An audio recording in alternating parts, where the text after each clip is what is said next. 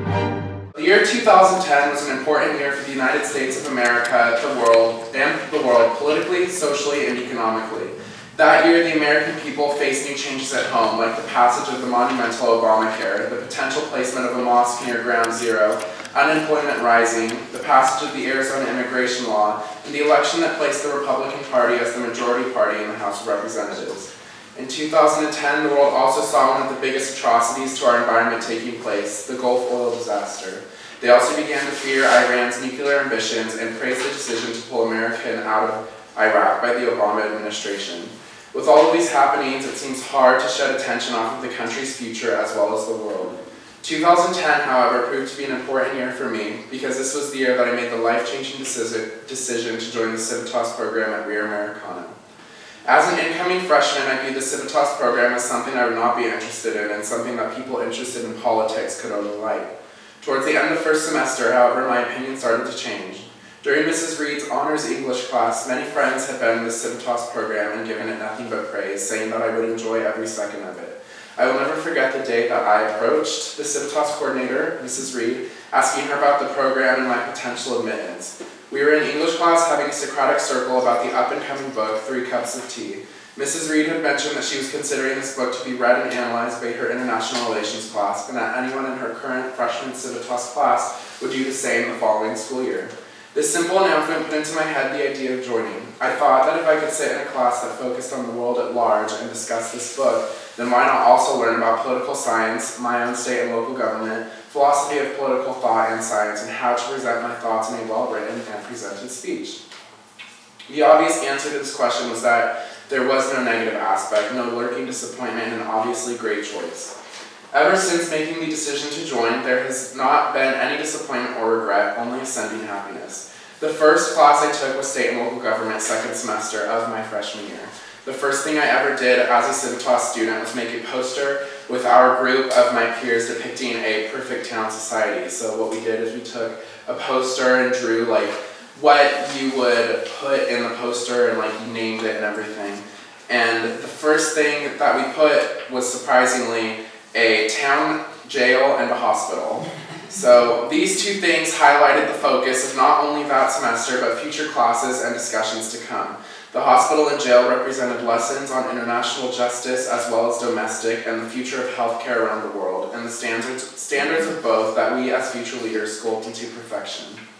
In 2011, I took 2 of my favorite classes in Civitas, Speech and International Relations.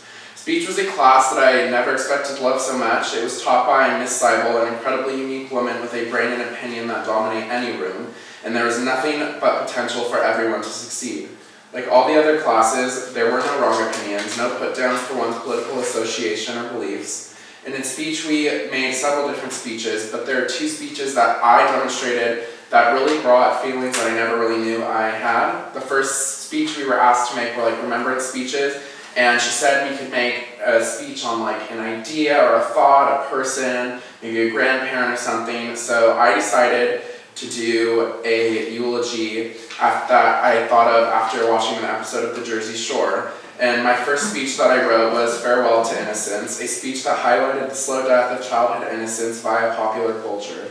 I wrote this speech blindly, not mapping it out and knowing what I wanted to say, and found myself typing things and feelings about this subject that I never knew I possessed. The second speech I did that I forgot to put in here was, towards the end we had to do an informative speech. That was our last speech of the year. I chose to do a speech on teen suicide. I really had no experience in this, like I didn't know anybody who had committed suicide, but I knew a lot of friends that had unfortunately lost people due to suicide, so I did that speech and I got a few tears from the audience, but that's the second speech I did.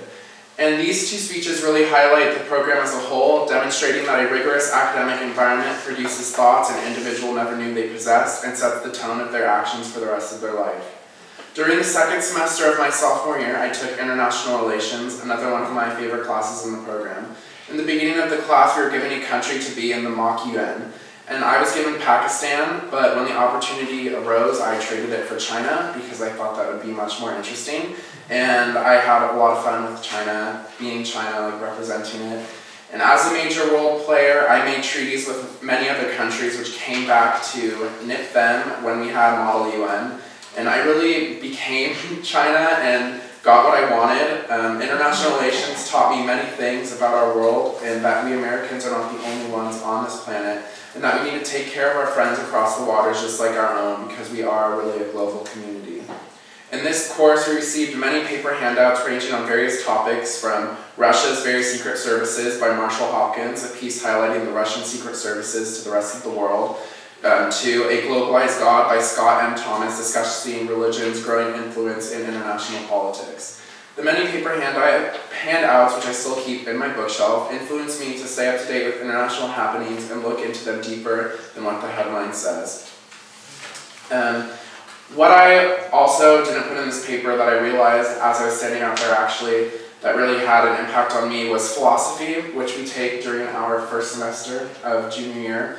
Philosophy was a very hard class, a lot of work, but it was really enlightening to see what philosophers, both modern and ancient, had to say about society, religion, even things like math, what water does.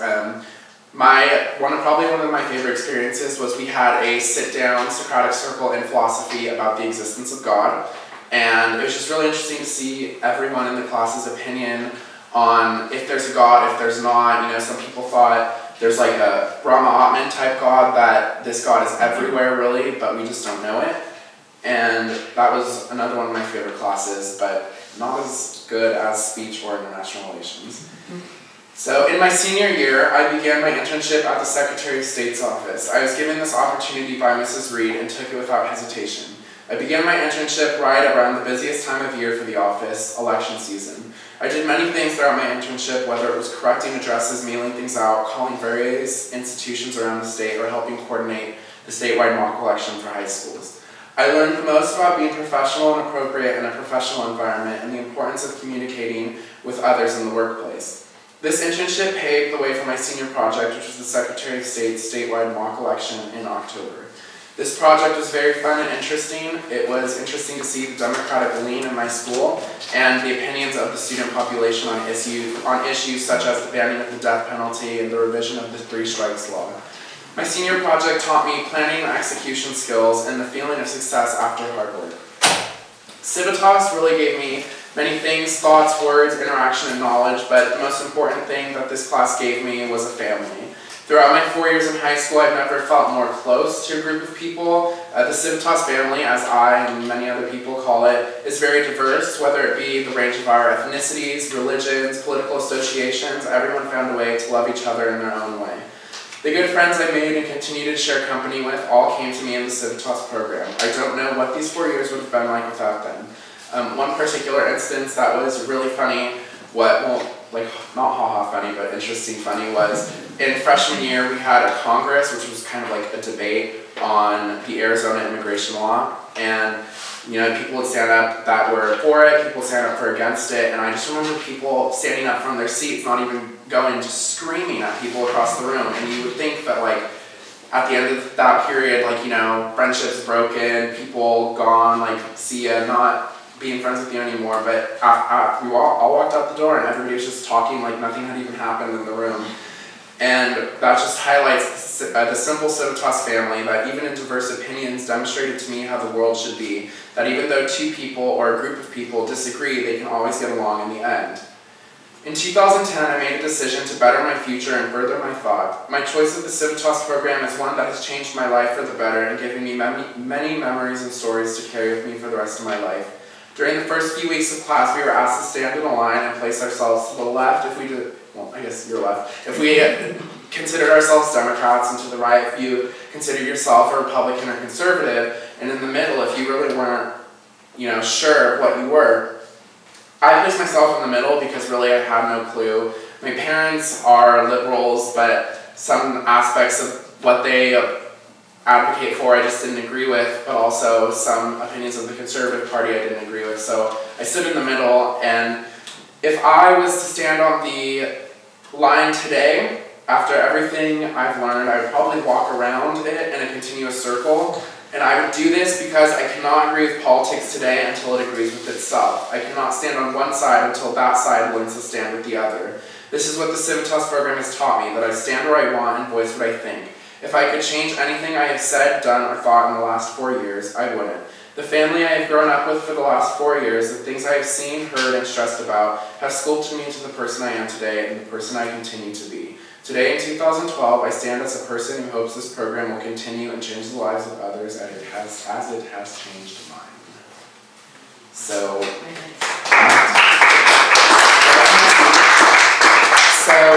I just wanted to pass around this picture. It's one of my favorite pictures that I have. Pass it around. If it goes dark, just tap it because it'll lock. It's a picture of me and Dara Torres, the 2008 Olympic swim star, who through diverse opinions, people who thought that a middle-aged woman couldn't compete in the Olympics and succeed, she changed that. And I met her at the last year's Perspectives. She was one of the speakers along with Twitter's founder. And it's just really interesting to see that, how this program gets you out into the world, how you can see, what's going on and meet people you never thought you could meet. I know people a few years ago met Condoleezza Rice at another Perspective, and it was just really interesting. She's actually sent me a few messages on Twitter, which is ironic because she spoke with the founder of Twitter about, because I tweeted about her, and that's just really cool. So are there any questions? What do you plan on doing after high school, and how do you plan on continuing to be politically involved and engaged in the community? Well, at the beginning of my high school career, I was focused on medicine. That's really all I wanted to do was medicine. Civitas really kind of messed it up for me though, because I just saw so many other things that people do, what you can do. I was really interested in international politics for a while. So this last year for AP Biology, I had to read a book called The Hot Zone, and it was a book that highlights the Ebola outbreak in the 80s. And after a lot of thought for a few months, I decided that ideally I want to get into UC Davis and study virology and hopefully push that outside of the United States into further nations, like places in Africa that are hit hard with just diseases every day that nobody knows anything about. So that's that. Are there any other questions? What was your senior project again? My senior project, I coordinated and put on a mock election. So I went classroom to classroom during every period asking students to fill out a mock ballot. It had Obama, Romney, the other 4 candidates, and all the propositions, yes or no, and then I counted those and sent them to the Secretary of State's. It was a mock election to get people into the democratic process, show them how it works, but also it kind of showed this California Secretary of State which way the election may go, because children tend to mark their ideas down with what their parents think. So that was my senior project. What were your takeaways from that one? Would you say a lot of kids were interested, or a lot of kids didn't care, or what was your overall opinion? A lot of kids were interested. A lot of kids, Rio, surprisingly to me, is very liberal. I would expect it to be slightly more conservative just because of the demographic of people who do go here. But I found out that it was really liberal. I found out that some kids care, some kids were just let me write me for president on here, that type of thing. But I was also really surprised that being how liberal it was, there was 500 something votes for Obama and only 160 or something for Romney. And that even being that liberal, they still did not want the death penalty to be repealed. So it just kind of shows me that that is a very sensitive subject, and I think it'll take years, along with other things such as gay rights, to pass through legislation to be banned. And we tried to, before the 2 elections that we did here, we did Michael's election where we took the ballots out to the classroom, and then we also did one for juniors and seniors and the Civitas kids, which was actually the voting booths in the gym. We tried to do some voter education, so several of the other seniors did forums in the library, and we had, between 150 and 250 kids in a room at a time, so we probably hit, 750 or something like that. Students who got to hear programs on the death penalty, the education ballots. We did one after school. We did them on the trafficking bill. I mean, we did it on several of them. So by the time we got to the elections, the kids had started to become familiar with some of the topics that were going to be on the election. We actually had a forum here that sadly I didn't get to go to because my class was not invited, and I really tried to go, but I just couldn't that day. Proposition 34, the man who had written the bill actually came to Rio to discuss it because he is now on the opposite side. He wants it repealed, and there was some people that had family members killed by people who are on death row, and I've heard it was a very heated, emotional thing, and I wish I could have gone, but I've heard good stories about it, and that was a really touching experience for everybody and helped sculpt their thoughts on the issue. So, You spoke near the end about using Twitter as a means of communication, specifically the Olympic star. I will admit, even as an information officer for a state agency, Twitter speak is sort of boring to me. Can you talk a little bit about that from your perspective and your age, about Twitter as a means of communication? yes, I have seen firsthand how Twitter, from some of my friends, can be very bad. You see someone walking down the hallway and you pull out your phone and tweet, "What a fat bleep," or whatever, but I've also seen that it is a really good means to get information out, get word out, because more and more people are registering with Twitter and more people are backing away from Facebook, and I guess that goes to show how technology really advances and how people change. But I've used Twitter because I'm in student government. I'm the elections chair in student government. So I've used Twitter to say elections tomorrow, here's who's running, or we've also used it to say bake sale tomorrow after school in front of the office. And if that's what you can do on a school-wide level, I just think of the things that have been done nationally. I know I followed Romney and Obama on Twitter for a long time, and a lot of it was just bashing, here, don't vote for Romney because he did this, or don't vote for Obama because he does this. But a lot of it is really informational, and I guess if it's used in the right way, then it can be really beneficial to society, but if it's used in the wrong way, then I don't think it's really helpful at all. So I'm on kind of those midway stances with Twitter, but I think that society is just going to have to adapt to technology because sadly paper and stuff is becoming, back in the day.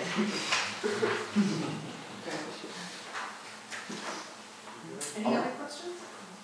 Well, thank you guys for taking the time to evaluate me and be here today.